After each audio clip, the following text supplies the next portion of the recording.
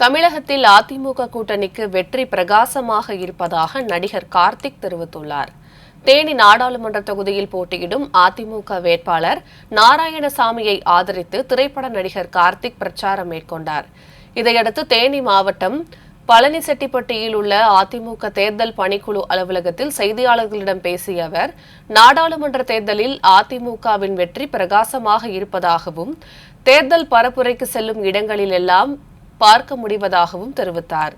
இந்தியாவின் பிரதமராக இருப்பவரை தமிழ்நாட்டுக்கு வரக்கூடாது என்று நாம் சொல்ல முடியாது என்றும், அதே நேரத்தில் அவர் எதற்காக தமிழகம் வருகிறார் என்பதை தெரிந்து கொள்ள வேண்டும் என்றும் கூறினார்.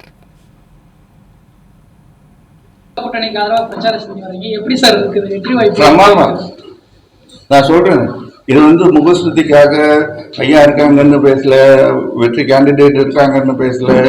நான்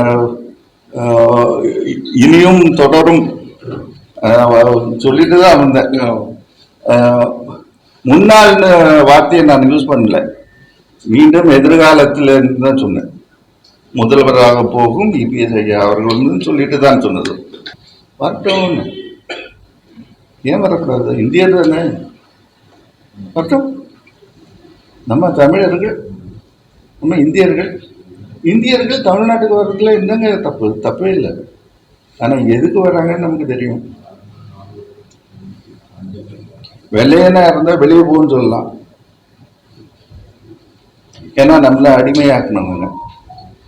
எப்படி அடிமையானோன்னு நமக்கு தெரியும். சரித்திரம் அதற்கு நமக்கு பாடணும். ஒரு இந்தியனை நம்ம அதை சொல்ல முடியுமா? அவர் நம்மளை